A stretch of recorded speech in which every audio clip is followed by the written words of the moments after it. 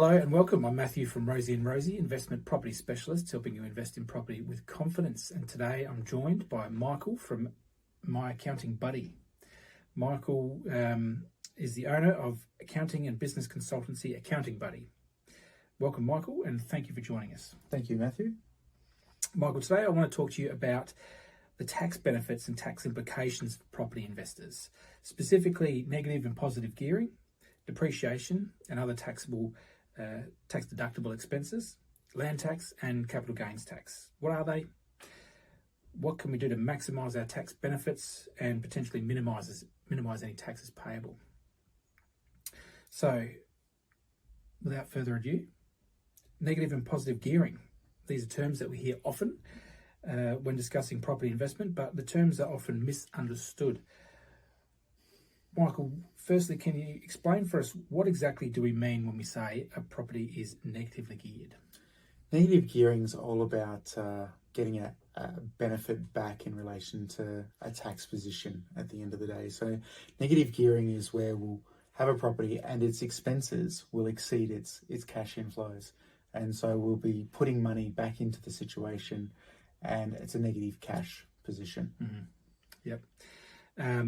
And so in contrast, how would you describe a positively geared investment property? So simply the opposite is where we're making money from the deal and we're actually got positive amounts of money coming back in through the deal, where the property is not costing you. Yep. And so when the property is costing, that loss can be a tax deduction? Absolutely. Against your taxable income? Absolutely. So that's where you get the benefit back to claw back some of that negative cash flow position and try to maintain your position. Yep. And conversely, positively geared, any profit is added to your taxable income and you need to pay tax on that. Absolutely. Yep. So one of the biggest things that I find with gearing and negative and positive gearing is whether or not it's on tax basis or on just cash basis. Mm-hmm. So a property might actually cost you money as far as cash goes after you make principal repayments, but it might actually put money back in your pocket as well, in relation to after-tax positions and things like that. Mm-hmm. Excellent. So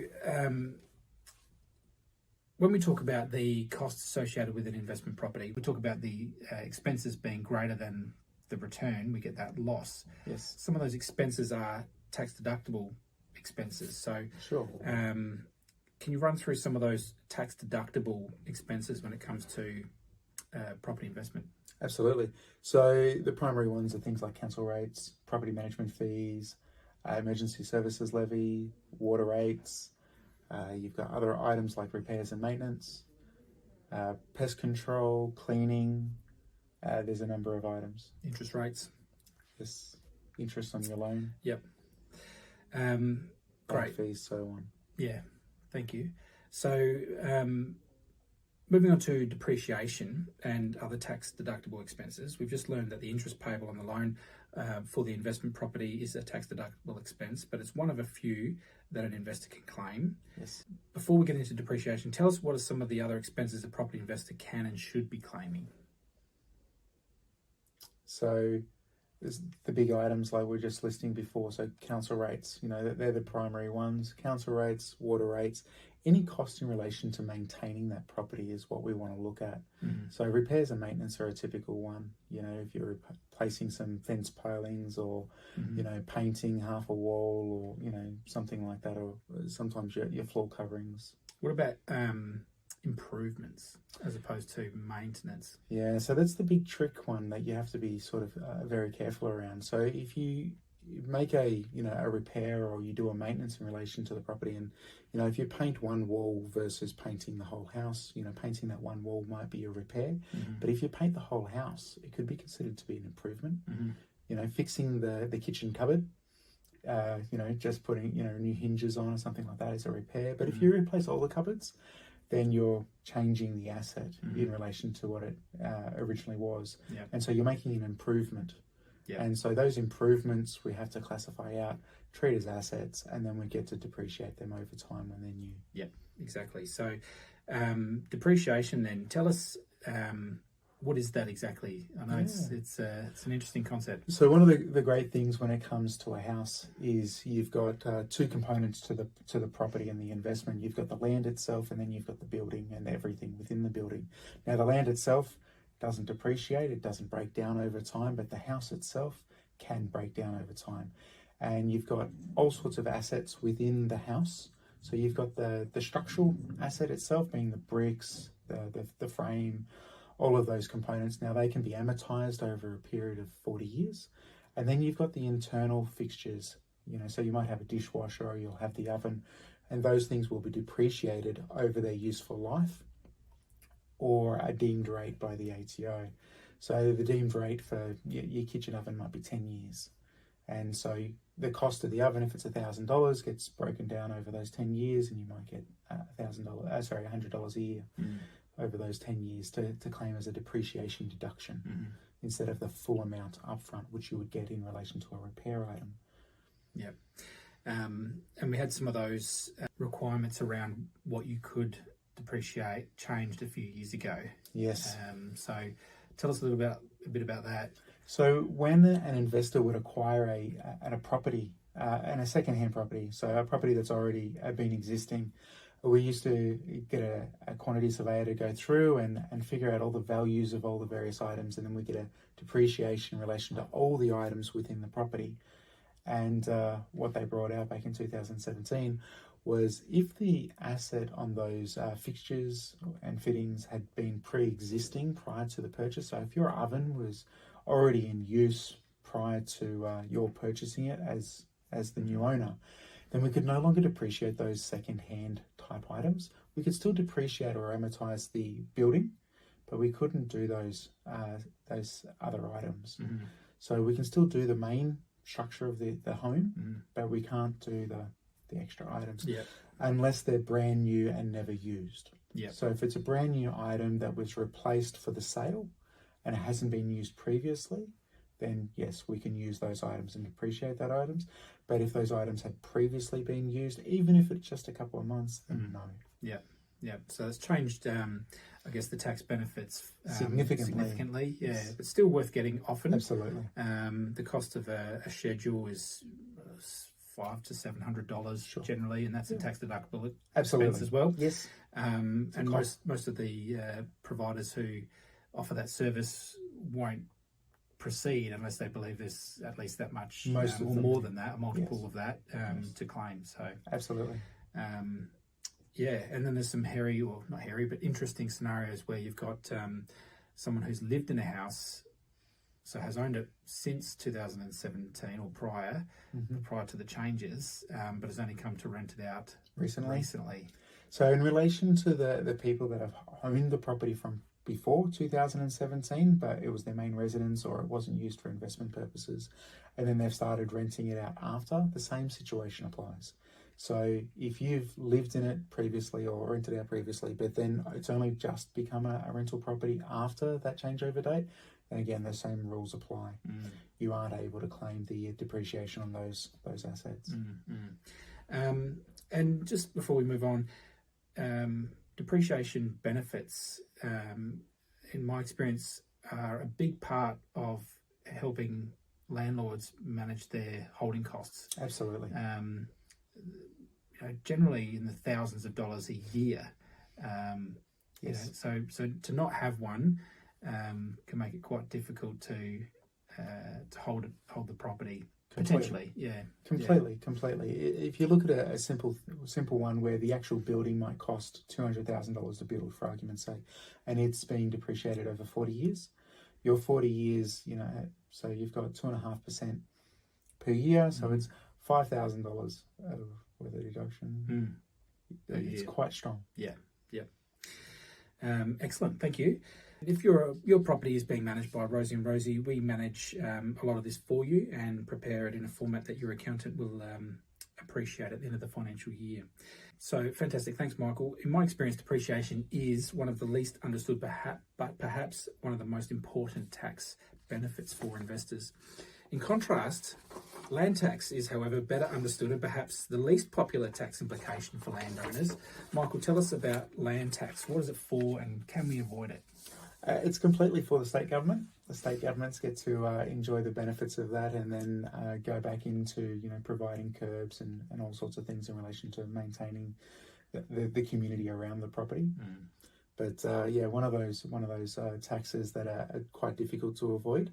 The way that we used to get around or work with it was through multiple ownerships and keeping the land values below the thresholds and the minimums there so that we didn't have to pay it. Going forward, it's all about finding the appropriate structure that works for the individuals, but it's a very difficult one to avoid in any way, shape or form. It's not something that you want to avoid, but definitely minimising the position is something that we still look to achieve. So it used to be that having a different entity own the property would help to minimise land tax.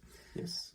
But now I understand the government is... There's a look-through methodology. So it used to be based on per entity, and that used to be whether it was a partnership or an individual, and then a trust, and then a company, and then each owner was classed individually.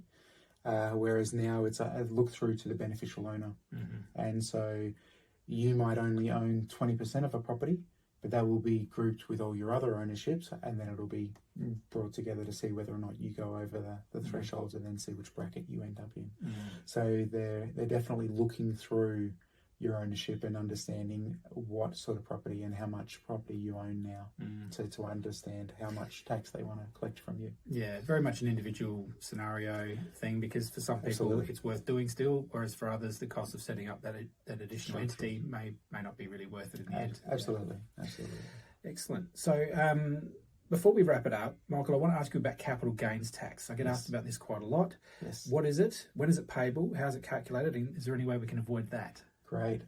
Just to add to that, capital gains tax, people think is a separate tax in relation to their income tax position. And more importantly, capital gains tax is very similar to your own normal tax. And it goes into your tax return as all your other income items do. Capital gain, yeah. So the capital gains goes in there, and the tax on that capital gain is just a part of your income thresholds. So the capital gain will add to your income position, and then the tax will be worked out in relation to wherever the threshold is, the level that you sit at the end of the day. Now, capital gains specifically are the way that we work out what your capital gain position isn't just the income less the costs. We also factor in things like add-backs, or what your actual cost-based position originally was, and depending on your wonderful circumstance in relation to property, there can be all sorts of cost bases. So what you end up selling the property for, less the costs in relation to the sale, less the costs that you've incurred in holding the property, including those original acquisition costs, give us a gain position. We actually also look at adding back any of the depreciation that you've claimed amongst those years. So yes, you get the benefit of claiming the depreciation amongst the years, but we do have to add that back in relation to reducing your cost-based position, and therefore giving you a bit of a greater gain as it looks.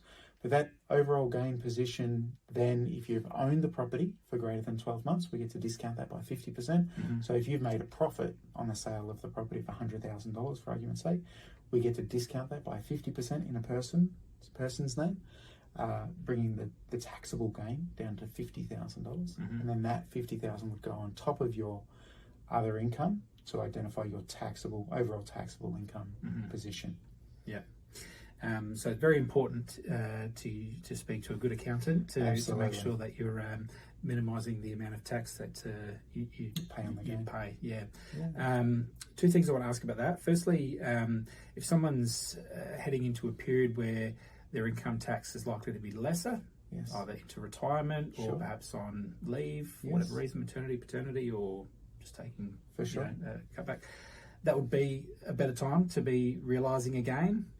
Absolutely. Depending on the size of the gain and where that person's income position is, having that gain fall within one financial year versus another is absolutely a strategy that we look at.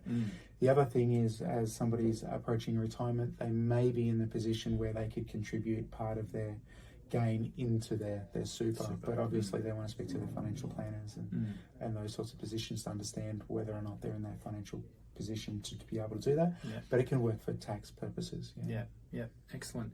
The other thing I wanted to mention here is the 6-year rule. Oh goodness, yes. So the main residence exemption 6-year rule.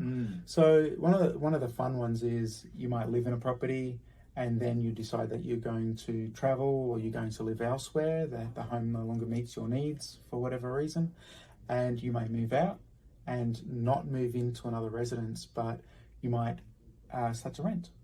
And so you've got this extension of time from where you've moved out and it's been your main residence for 6 years, where you can sell the property and have no capital gain in relation to the sale of that property, even if you rent it out. So quite a powerful position. However, the clause is that you don't have another main residence. You can only have one main residence that you can claim the exemption in relation to.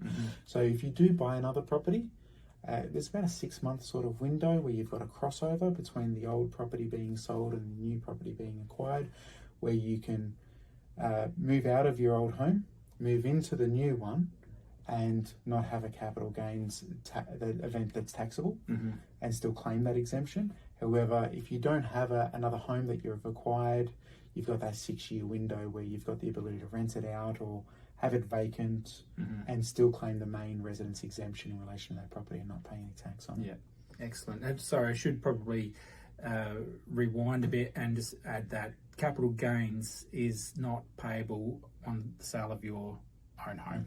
Yeah, it's only on an investment property. So that's where the main residence exemption applies. Yes. Yeah. Awesome. Thank you again for that recap. I hope you found that to be helpful. If you have any specific questions, I'm sure Michael would love to help you. Michael, tell us how can people contact you? Absolutely. So you can either contact us through our website, or you can email info@accountingbuddy.com.au. Yeah, and the website? accountingbuddy.com.au. Excellent. We'll put those details in the description below. And thank you again for speaking with us. No problem. Thank you too. We hope you found Michael's insights to be useful. If you have any questions for us or feedback for us, please send them through as well. hello@rosieandrosie.com.au. We'd love to hear from you. It's been a pleasure, but that's it for now. Until next time, I'm Matthew from Rosie and Rosie, helping you invest in property with confidence.